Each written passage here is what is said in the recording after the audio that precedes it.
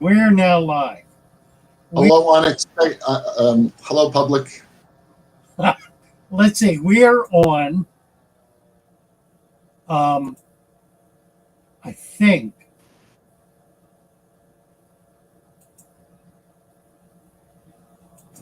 We're on. I don't know what the hell we're on. Upcoming, it's saying. Shouldn't be upcoming. It should be there. I'm going to click on it. Upcoming, it's saying. Shouldn't be upcoming. It should be there. Okay, we're there. I'm going to click on it. Put the volume. Upcoming, it's saying. Shouldn't be upcoming. It should be there. Okay, we're there. I'm going to click on it. Put the volume. Upcoming, it's saying. Shouldn't be upcoming. It should be there. Okay, we're there. Okay, I got that.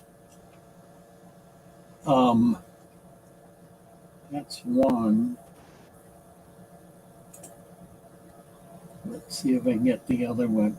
I'm just trying to open these YouTube channels to make sure that it in fact is on both channels, but I'm pretty certain it is.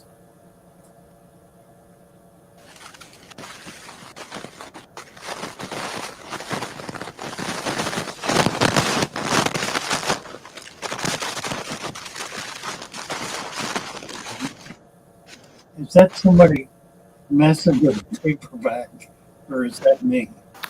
Jay, I think your mic's sending through a fair bit of static there, mate. Was that Is it? Yeah, Okay, I'm not touching anything. that's me doing that. I may simply have too much stuff open here. Hey, I spent the whole $1 on this mic 20 years ago and soldered it together where the rats ate it a few times. So this is good. This is good technology. All right, now. The Russians would be proud.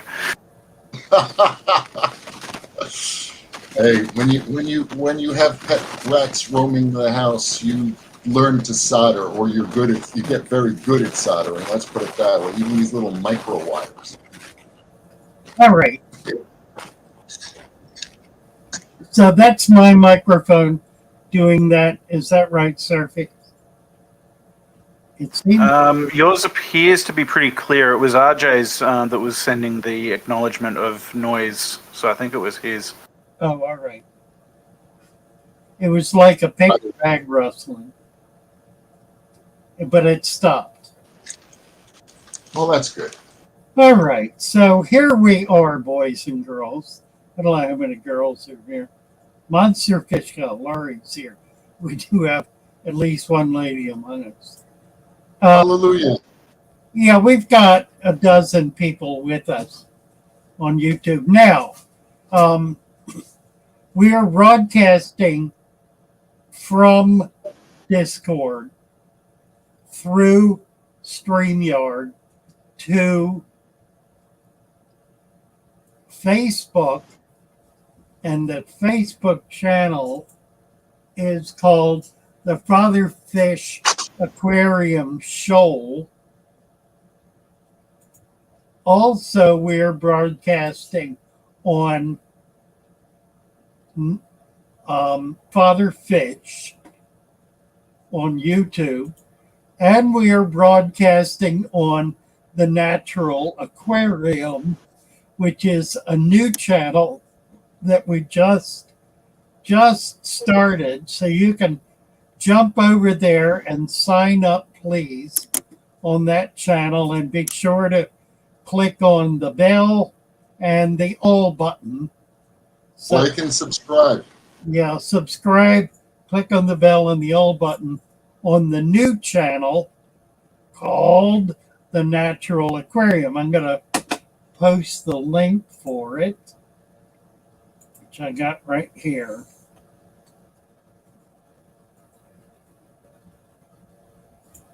And it turns out I can only do so much at one time without getting lost. Okay, so there's the link for the new channel. Lee Wilcox is here. Hey, Lee, happy to see you. So, the idea of the new channel, it's called the Natural Aquarium. It's being supported primarily through the people who were involved on the Discord channel. And its goal is to do a couple of things. Number one, it's to have a place on YouTube that is dedicated to the Natural Aquarium, whatever that means, and we're going to get into that a bit tonight. We're going to do 3 things on that channel. We will have more of this, what we're doing here and now. This is a chat forum that exists on our Discord channel under the topic Fish Talks. That's going to change, but that's where it is right now. So if you are not on Discord, get on Discord. I can post the link. If you are on Discord, click on Fish Talk, and that will bring you into this video content. That's number 1. Number 2, we will have dedicated videos. Not just Father Fish videos, but videos from people who have made videos about natural aquariums. Number 3, we will have a 24/7 live aquarium stream that will bounce from aquarium to aquarium all around the globe. We have currently people signed up or signing up from Denmark, England, the Philippines, where else? The US. I don't remember where else, but we've got people from those 4 already ready to get on. To do that, you must get on Discord, because that's where you learn how to sign up, and that's where you talk to people about doing it. Probably what it will do, the server is located in Michigan. One of our members, Luke, owns the server. He has a security company that does live stream video as a security device. So he's simply linking us in and posting on this Natural Aquarium channel, so that you can click on that at any time and be able to view aquariums from around the world that are natural aquariums.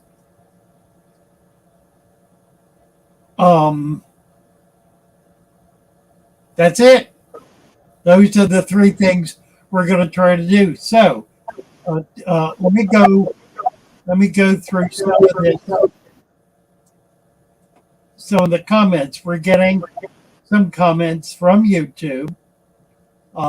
Fish and Tactics is here. Sketty Nona, Chris Doniker, Craig Doniker, Fish Guy Ranch, Monster Fish Gal, Danny Ken is here. Hey, Kenny.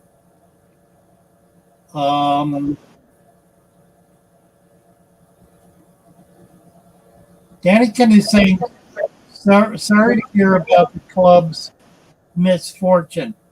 I assume he's talking about the Venice Club. We had several of the members of the Venice Club lost their homes or had their homes severely damaged in the storm.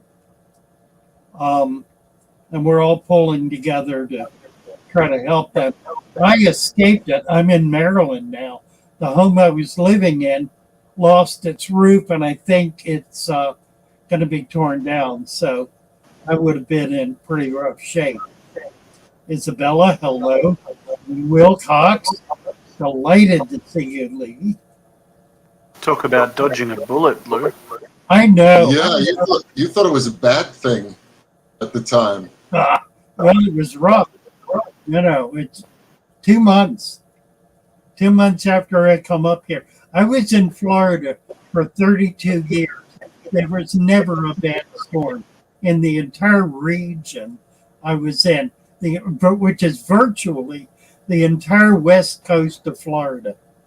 There was one storm 20 years ago, Charlie, that came up the Peace River and devastated the middle of Florida. Nothing like this one. I mean, it was bad. The eye was 8 miles wide. The eye of this storm was just the eye, was 40 miles wide. It was a monster storm. You were bringing them good luck, and they never should have let you leave. You know what? I took the protection when I left.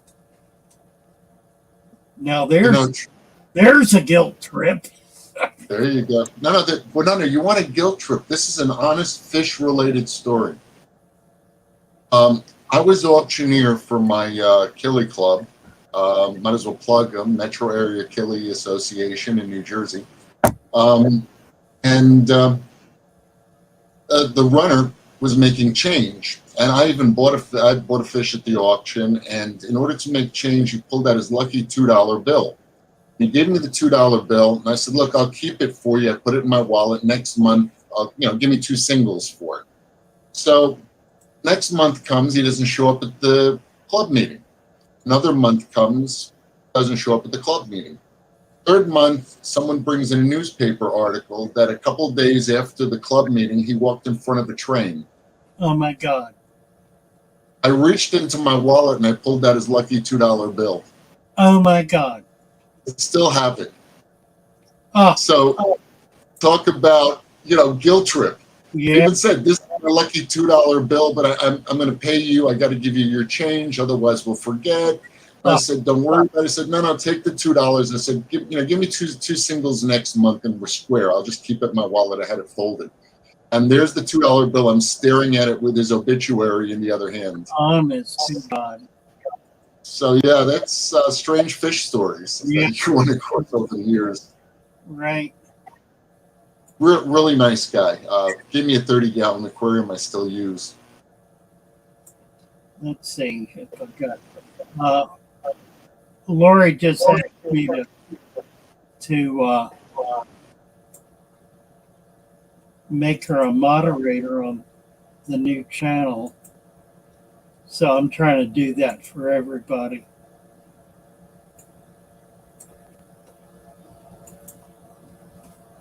Is it working? I'm not sure it's working. I guess it is.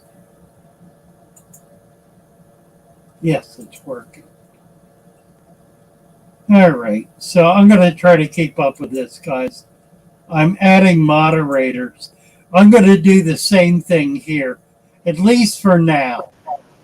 I may not continue this, but all of you who are coming onto the new channel right now are old-time friends.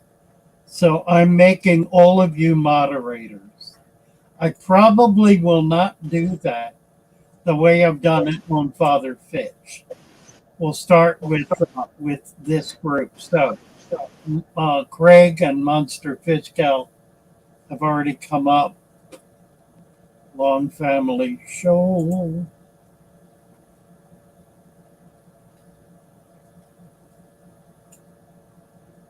Okay, I think I got them all. We'll see how quickly they come up. All right. What is Lee is saying, I think I may have a natural aquarium and pond, the same setup because I never have to do it. Yeah, I think you do too, Lee. And we'll get you on this. Come on over to Discord. Do I have the link? Did I post the link? I think I did. Come on over to Discord and get signed up. It's going to take a little while to get this together. You will need a dedicated camera and processor. An old telephone with Wi-Fi will work perfectly. That's what I've gotten. That's what I'm going to be using. But if there's a channel, on this on Discord. So click on that and you get the information and be in touch with Luke, and we're going to make it happen. What else? Anything else here? Okay.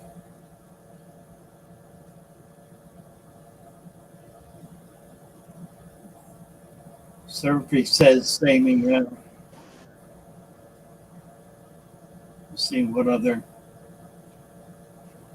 Oh, that's Lee's meow. Is that what you were referring to?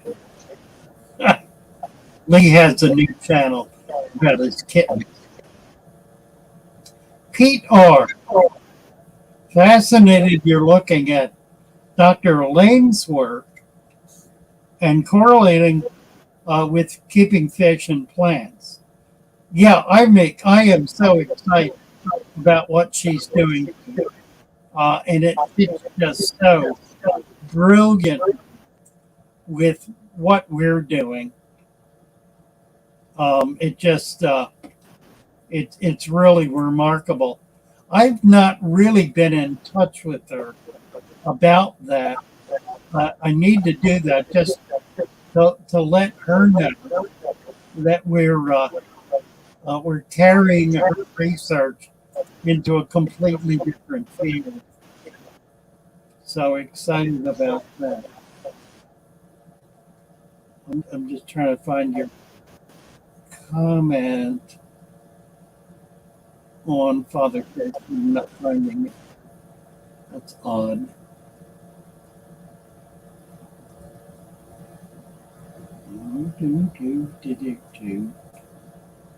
Oh well. That's weird.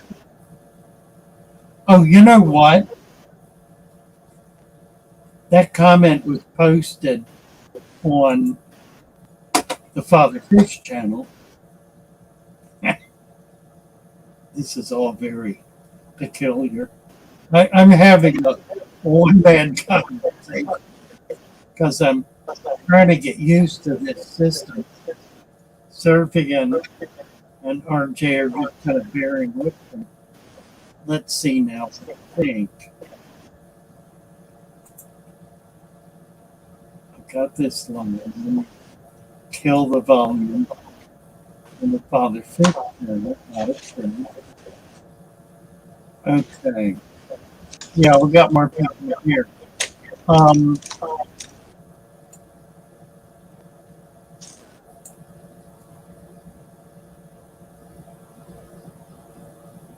Lee says he's got his gaming rig on 24/7. Yeah, that's basically the idea. And then you'll be able to link up with Luke on his system, and he will coordinate all that, and then send it to the new channel. It's going to be pretty cool once we get all that work. Pete R. Good. I found you, Pete, and I want to give you a wrench. Report or block. It's not letting me. Pete, this is not letting me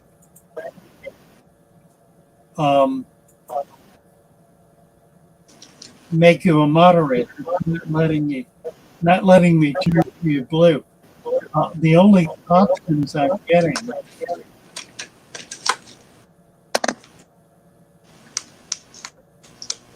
Oh, that's interesting.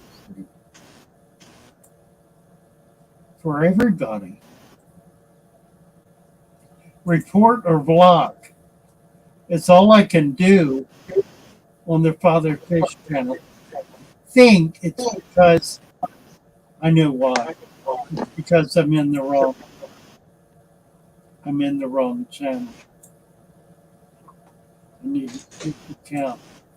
This is probably going to make it impossible for me to do what I want to do. I've got to be live on 2 channels at the same time. And I don't know if it's going to let me do that.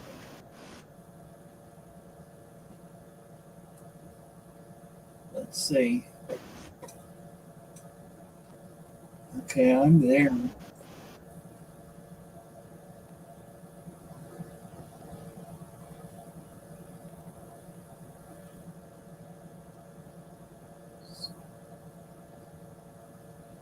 Right, the stream is up on Father Fish, the new channel, Discord, and it's on Facebook.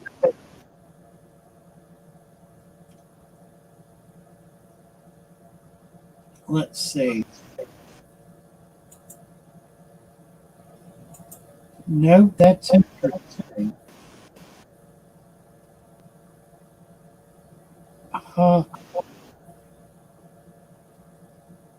Well, I don't know what's going on. I'm going to quit trying. It's too complicated. I think it's best to go with whatever we've got and get the program started. What do you say? Yeah, I agree. Okay, Monster Fish Cow should be a mon. She is. Okay. That was So, a Father Fish, what got you started into the natural aquariums? That's a good question. The first one I've been thinking about this a lot. I tried one when I was a teenager. It was like 15. I simply did a dirted tank. Didn't cap it. And it was basically nasty. Much like what Lee did. When I met Lee, he had a dirted tank that was not capped. So he had kind of taken that first step. And it was working, but there were problems with it. When he put the cap on, that resolved the issue. Now, when I was a kid, when I was like 9 or 10 years old, I did a tank, a little tank, that had crayfish in it that I was catching at a local creek. And I put sand in the tank from the creek. So that gave me basically a dirty tank. I didn't have a pump filter, nothing. And that was when I was staying with my grandmother, my father's mother, for a month. And I had it set up the whole time. Brought it home, can't remember after that. But in terms of when I really got into it, was about 19. Oh, gee. About 2000, actually. Don't remember when I met Brian Green. Brian Green had a fish room that was all saltwater, and it was actually dedicated to growing coral and to raising clownfish. Who just popped in? Aaron Relentless just popped in. Hello, Aaron. Aaron? When I met Brian, he had just come back from Iowa or Idaho. I get him confused. Where he had been training at the facility that Garf had established. Garf was the Geothermal Research Foundation. They set up a system to raise coral based on deep substrate. And by deep, I mean 6 inches.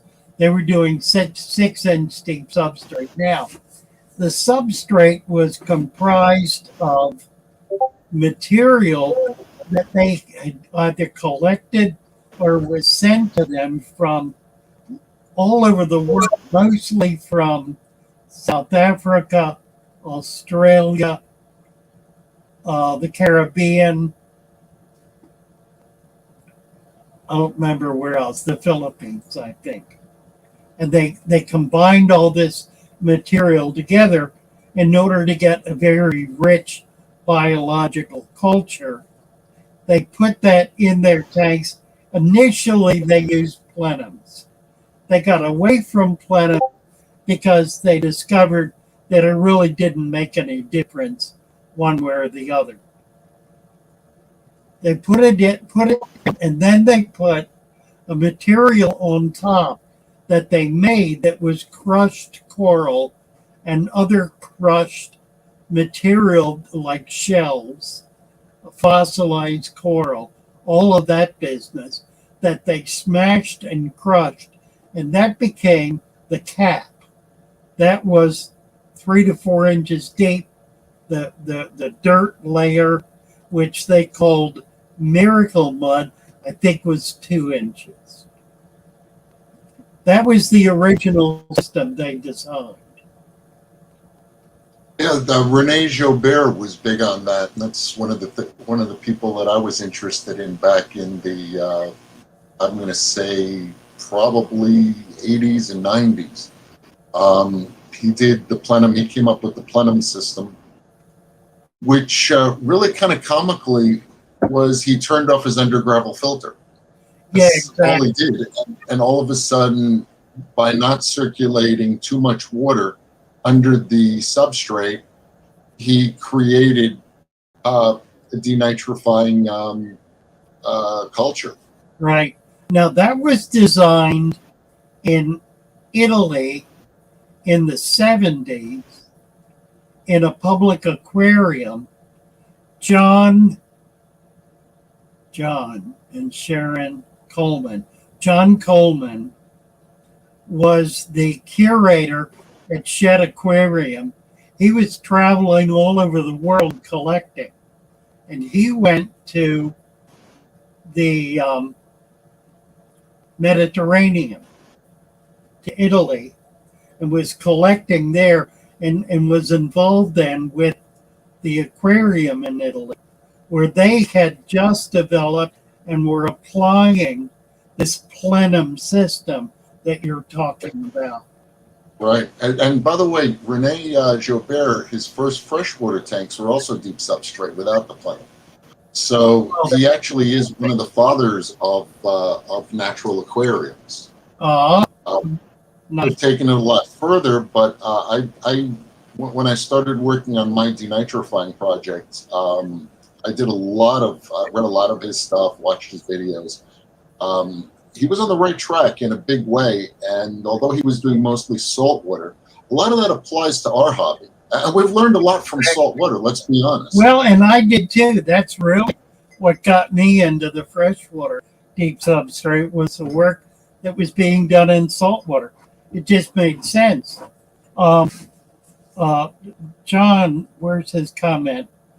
It says another important link is work that's being done in natural farming, which I've applied to what we're doing, and again, same application. You know, we're bringing the basic principles of a living biological environment into the aquarium. I opened my shop in about 2005 and decided to set up all 400 of my aquariums as deep substrate. Now, 100 of them were saltwater. The other 300 were all freshwater. And I set them all up as deep substrate. I started putting together a formula based on research that Amano had done, in which he was enriching the substrate with minerals and some compounds. Green Machine adopted that and was teaching the same thing. In fact, they had a line of products that were available as little packaged powders that they sprinkled on the bottom of the tank and then covered with material. So I had done that. Pardon? Miracle Grow. Yeah, I started using not Miracle Grow, but what's the other one? The little pellets. Can't think. Anyway, I remember. yeah. What I realized though was based on the research that was done. What's the woman's name who did the Dirted Tank and published the book? My brain just went blank. God, this is stupid. Walston. Say it again. Walston. Walston. Thank you. Yes. What Walsted discovered is that there were two limitations to the Dirted Tank. One was that the nutrients were depleted after about a year. The other, of course, was that it became very difficult to maintain dirt on the bottom with water in the tank because the dirt all got involved with the water. So I did two things. I capped the dirt with sand, and I can't remember where that came from. I can't take credit for it because I really can't take credit for any of this. I just put pieces together. But Amano and Green Machine were the ones who I used what they were doing, bringing in mineralization. Laurie just popped in. Hey, Laurie, nice to see you. This is Monster Fish Cow in Baltimore. Happy to have you here, Laurie.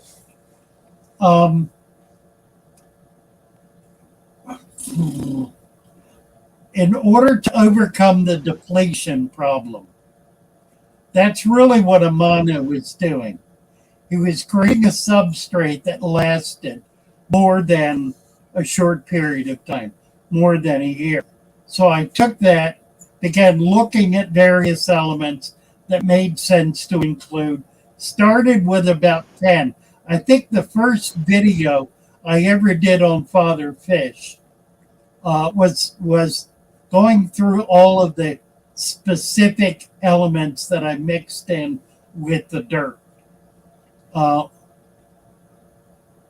That then became the foundation. So it allowed that soil to last longer than a year.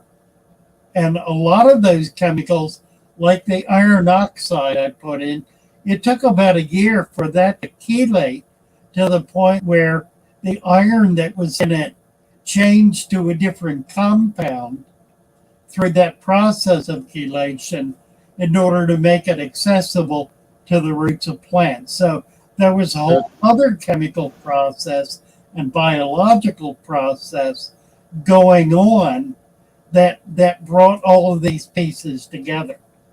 There's actually a bacteria iron cycle, if you go deep enough in an aquarium, Yep. that will actually break that the iron oxide down into something that plants can use. Right. Plants really can't use rust, but bacteria will eventually break it down into something more useful. Which that then led me to the farming gardening system that's being designed now worldwide. It started in, I believe, Washington State,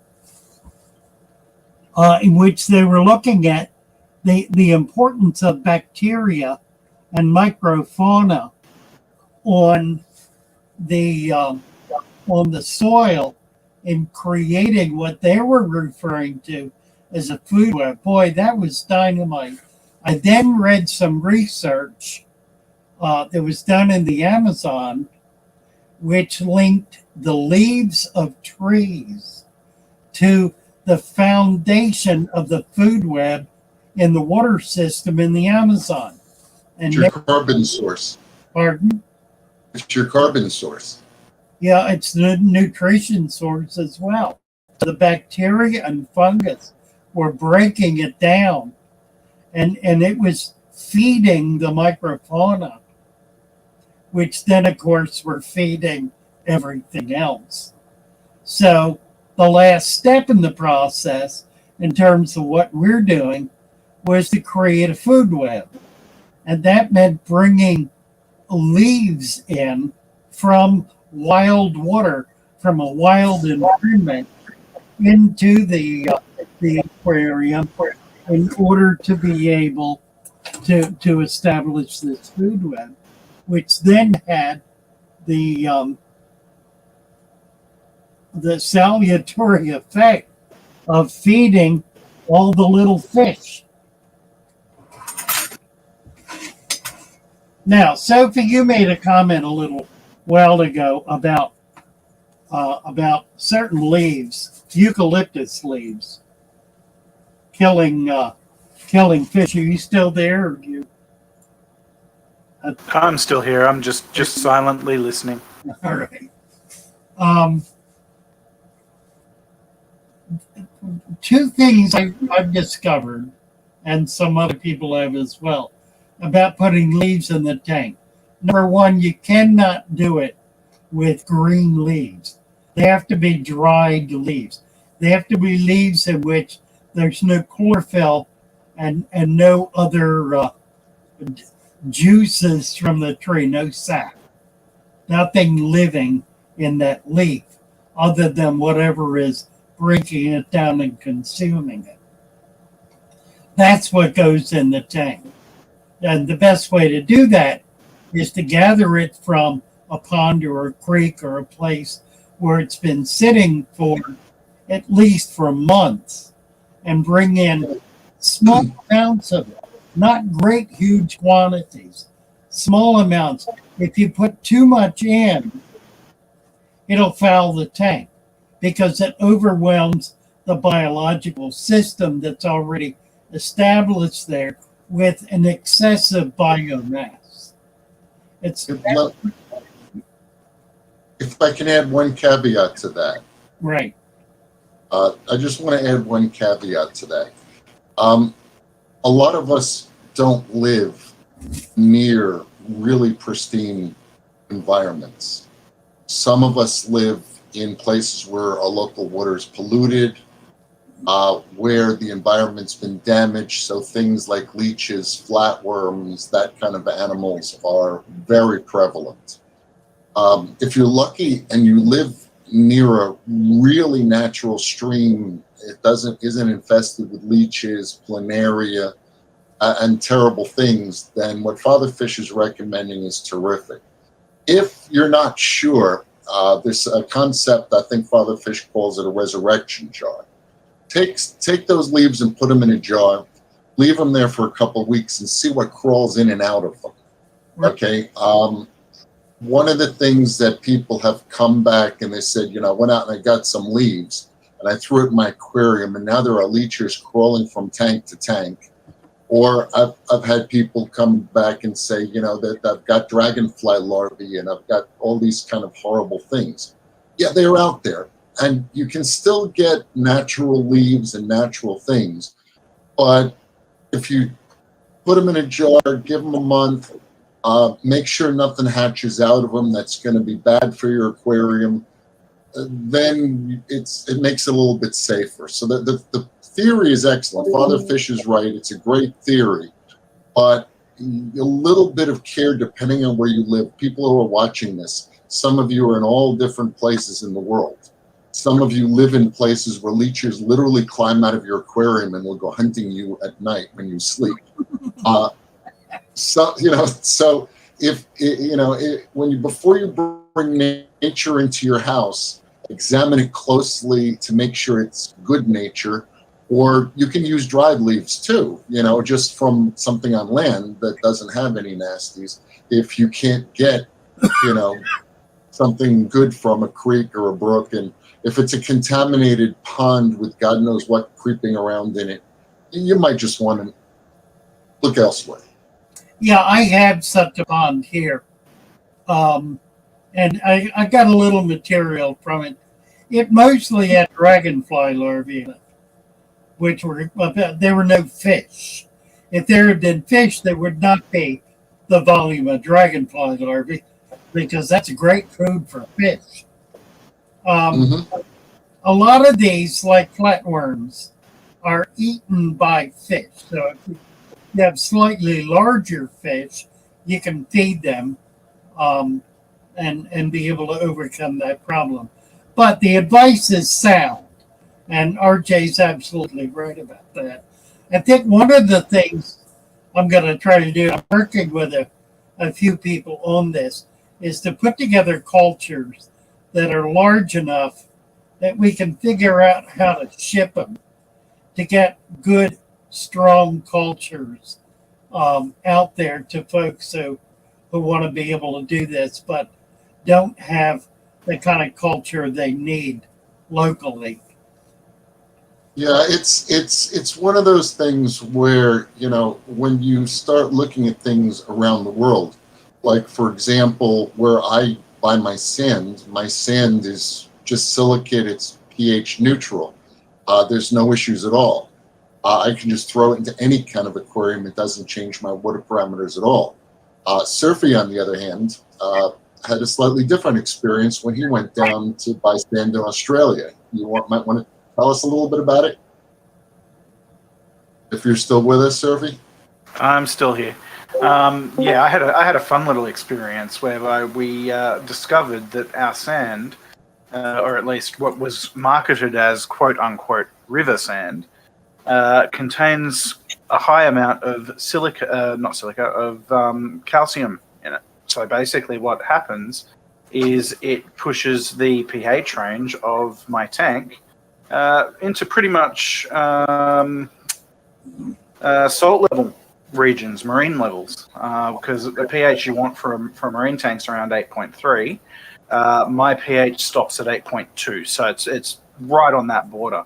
And I think it's because my particular area lives on a ancient coral reef. So, what you're going to do in your neighborhood, what's going to work for you, is going to be possibly very different from what Surfy's run across and what Father Fish has done. So, it's one of those things where the natural aquarium is great, but it also takes just a little bit of checking your things. I just ran across somebody in, I think it was Indonesia, who's got the same problem that you have. pH 8.2 just by dumping the sand in his aquarium. So, and we've run across that in Europe too, where she got pH 9 out of her sand, which not even guppies wanted to live in that. Yeah, that was Tisha in Holland, I think, or Denmark.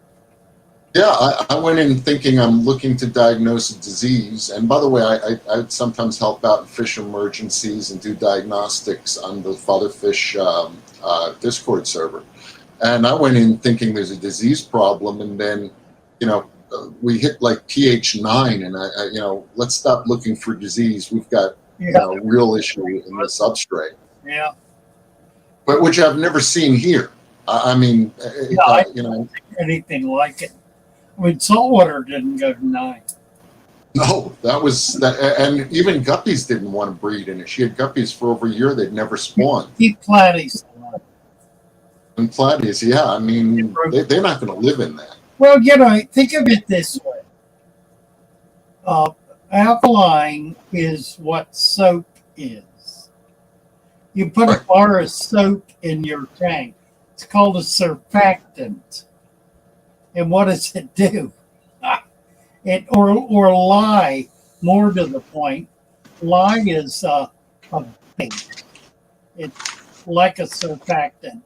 It will burn up at the other end of the extreme from acid. They both have the same effect. They both burn up biological material.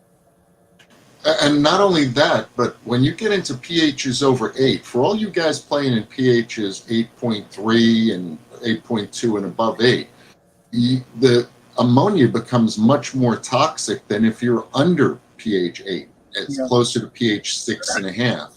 So a lot of people think, a lot of people really don't realize just, how little wiggle room you have when you're setting up an aquarium before the biological cycle really takes hold, when you're doing these high pHs. Right. And some fish love them. Don't get me wrong. You want to breed guppies, you're going to do black mollies. You're perfectly in the right zone for a high pH. Lamprictes tanganicus. pH 8.4, they're going to be thrilled. African cichlids, the Malawis, they're going to love that. But if you don't have to play in those high pHs or ultra low pHs, you're better off. Don't do it if you can avoid it. Yeah, I've got an interesting situation here. I came out of Florida where my water was coming out at about 8.0 down to 7.5. It is now coming out of the tap at 6.0. So it's the first time I've ever had that issue. Now 6.0 is a perfectly acceptable pH for a lot of fish. Cardinal tetras. Yeah, a lot of them love it. Now, by the way, the reason almost nobody gets that is that pH 6.0 will dissolve your plumbing. People don't realize. Yeah. And so most water companies will add a pH buffer to even their softest water to keep your plumbing and their plumbing from dissolving. So it's really uncommon to open a tap and get pH 6, because that's just a recipe for, well, it's great if you're in the plumbing business, but other than that, that will actually dissolve the solder and the copper pipe and even your old steel pipes. It also stinks. If it's coming out of a well, you get a horrible odor when it hits the air. It makes it undrinkable. Yeah, so it's not common for what you have, but it also, and people who play in low pHs, what happens is as your biological system runs, your fish and your bacteria and everything in that tank is producing ammonia, which is it sheds hydrogen. Basically, without going into all the chemistry, the water is getting more acid. So your aquarium will naturally go more acid. And if you have no buffer, one day your fish will be dead and your pH will be 2.3. And that's the problem. So you got to really deal with that, when you mix your water. Fanatical's got an interesting question here. Let me read it. It says, Father, when I set up my puffer tank, is it still okay to use a branded aqua soil as the dirt? I just don't trust the trash-filled motorway runoff river stuff local to me. You're talking about two different things and two different issues. It's fine to use the aqua soil. That doesn't do anything biological. It is, if anything, sterile. When it's processed and bagged, it is a sterile material. deliberately so, generally sterilized by heat to make sure there's nothing alive in there because they don't want it fouling in the bag. So the material itself is fine. There's really nothing wrong with it. The problem is you don't have anything alive there. So how do you correct for that? Couple of things you need to do. Number one, take a look at the components, the chemical components of that soil, and try to figure out what's in it. There must be iron in it. That's absolutely critical. There must be magnesium in it. Now, and there must be carbon in it. If it doesn't have those three elements, you have to add them. There are others you can add, like calcium. You do calcium with bone meal. You do carbon with any kind of carbon material. You do magnesium with Epsom salts. And you do iron with whatever has got iron in it. Add those in as elements and mix it together. Now, in order to bring life into that, you need to get some either some old substrate from an old tank, or you need to find a way, find something that can give you the animal life, the biological life that is a fundamental component of a living system. If you cannot do it in any of your local waterways, and RJ brought this up just a few minutes ago, set up a tub outside, put leaves in it, put some dirt in it, and let it go for a year.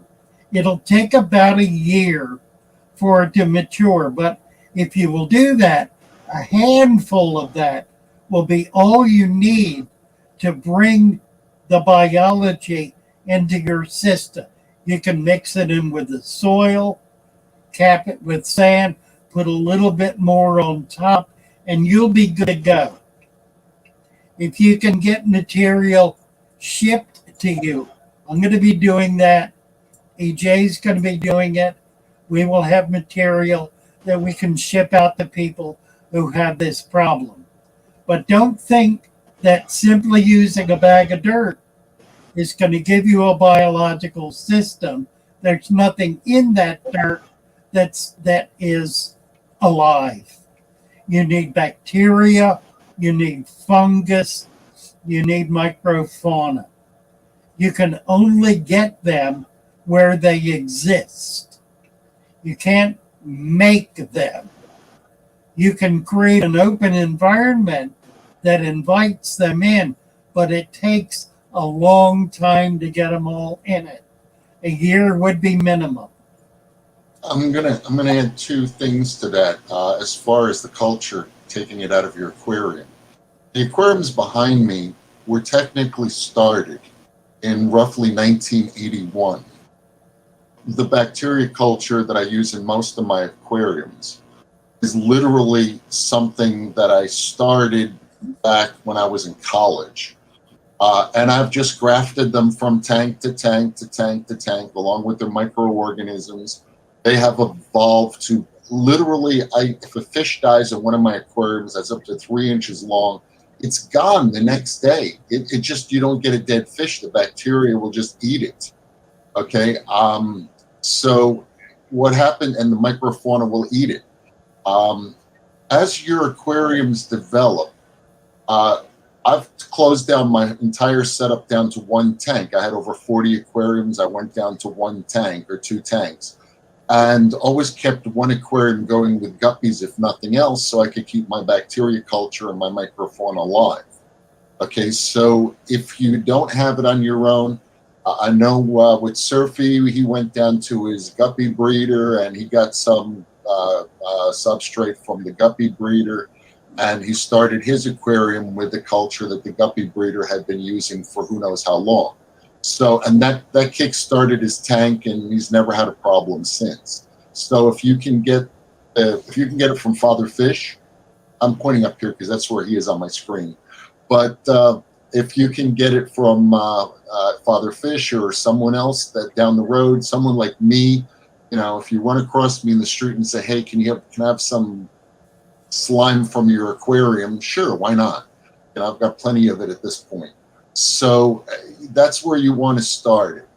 The other thing, there's one difference because we're talking about natural aquariums versus high-tech aquariums.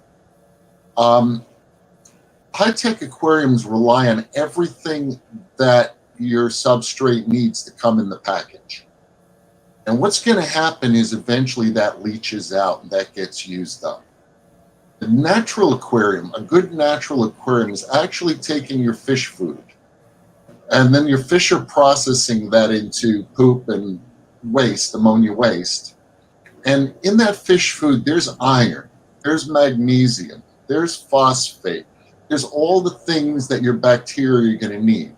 A natural aquarium is going to keep recycling that fish food into bacteria food, into culture food, into food for your microfauna.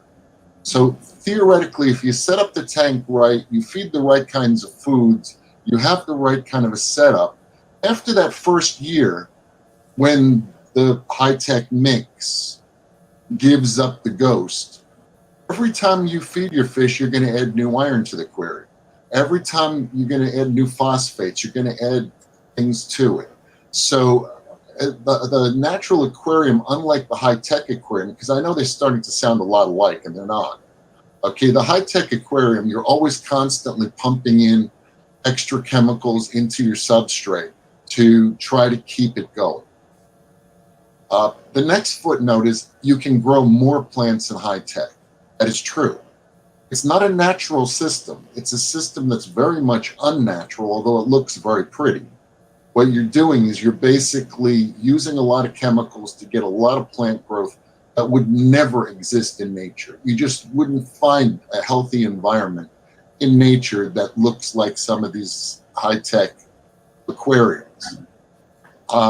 And they're not always that healthy for fish because every time you put chemicals into your substrate, that's good for bacteria, that may be good for plants, but it's nitrates that's poison for your fish. They are into the water column, that's right. It gets into the water column. I've done experiments where if you take sand and you run water through it, it's surprising how fast water pours through sand. Sand is a cap, but it's not impermeable. That's You right. are getting circulation under it. So in a natural system, the object of the exercise is to create a system where you put in food and the bacteria and the plants consume that. And in the end, you just scoop out all those extra plants you grow and you keep that cycle going. Yeah. Versus the high-tech system where you're constantly trimming your plants, poisoning your fish, adding chemicals to a substrate, buying very expensive, ridiculously expensive substrates that have everything in them. In a year, they're washed out, and then you're screwed, and you're back to buying the substrate all over again. Yeah. So, you know, that's where, you know, Father Fish is talking about a system that will last for years.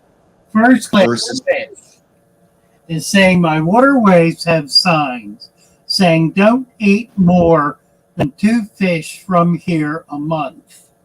Now, let's take a look at that a minute. They're not saying don't eat the fish. They're Yes, they saying are. limit the number you're going to eat. That says to me that there's really nothing wrong with the water. They probably have found trace mercury in the water. Mercury is a known carcinogen. If you eat a ton of fish in a year, you probably will get mercury poisoning. So they're saying you'll be okay if you only eat a couple. That does not say, is not saying that water is toxic or that there's anything wrong with it. Here's my principle.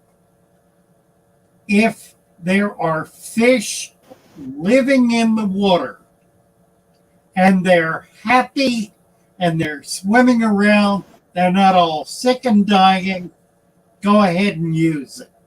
It will be fine. If it's already supporting fish and a population of fish, if they're thriving in there, if it's an old fishing hole, you can go to and pull fish out of anytime. There's nothing wrong with that environment that's going to have a negative effect on your aquarium. Use the material that's in it. It'll be fine. Don't get To a degree. Pardon? I live in a toxic wasteland, and there's a $500 fine for pulling crabs out of the kill right down the road from me. I've eaten them; they're delicious, and I'm still alive. And the people fish there all the time, and you can't eat the fish.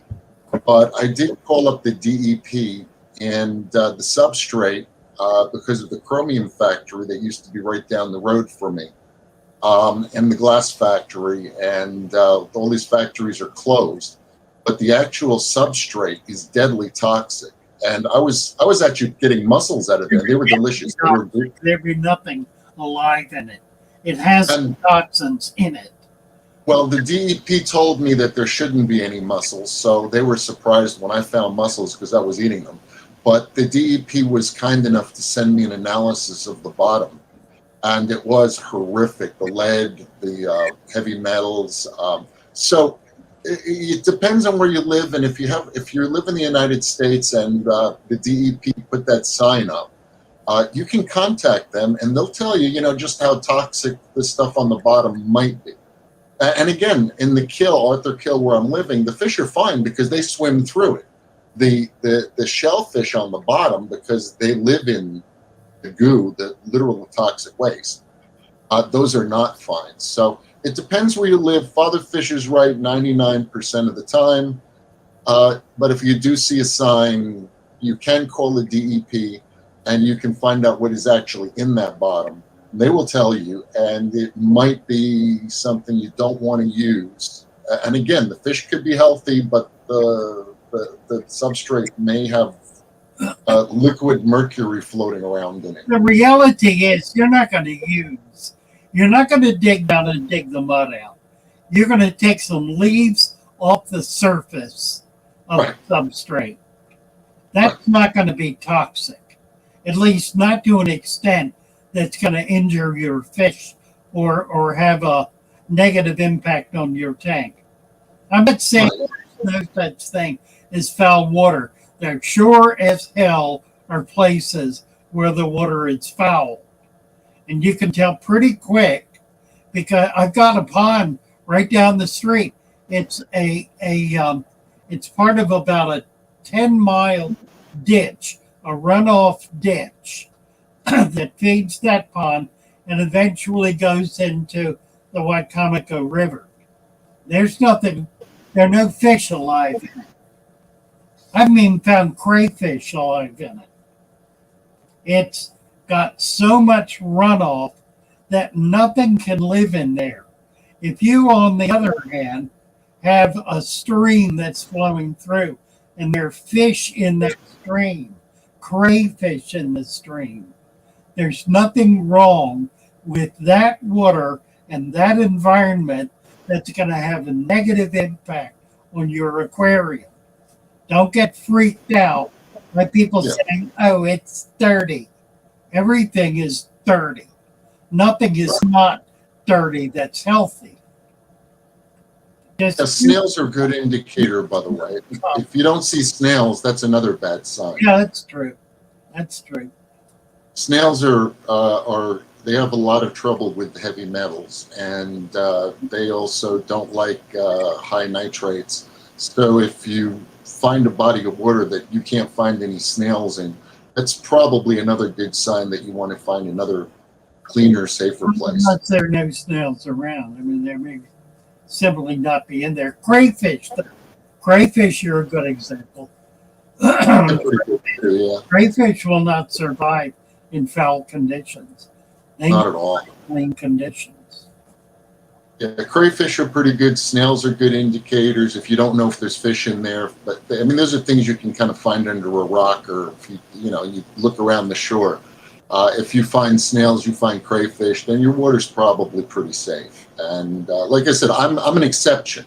I live, as I said, practically in a toxic dump, and Dirt. right outside my window, there's a chemical tank farm. So. Even the pine barrens are getting polluted. Yeah, they're going downhill. In my neck of the woods, and where you are now, Maryland too, we've really done a number on our environment. Over the years, it's pretty sad. The eastern shore is still pretty clean. Some of it. At the population or the industry, it's farming, almost all farming. And farming, once they quit using Roundup, then it's fine.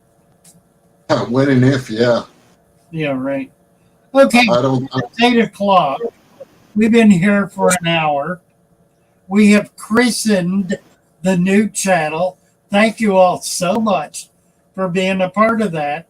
If you want to be a part of this discussion, you're very welcome to do so. All you need to do is get on Discord and click on that Fish Talk button when we're live. We're going to do this probably twice a week. We'll have to pick the days and we'll promote it so you'll know. We'll try to get some more content on the natural channel. I'm going to have to do a video now pretty quick. Don't forget to hopefully next time I won't be so busy with work and I'll be able to actually participate. Right. Good to have you here in any case. Fun. Thank you, Sir Faye, and thank you, Aaron, for coming up and being a part of this. Appreciate it. Glad to be here. Yep, great to have you.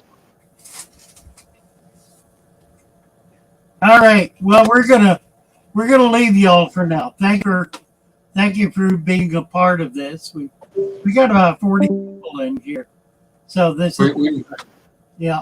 We now return control of the horizontal and the vertical to you if you're old enough to remember that. Amen. Bless you all. Let's see. We'll be back Saturday night with EJ, Sunday evening with Mary Page, and then surprises next week. So yeah, we got to get the pretty girls on here. That's right. That's right.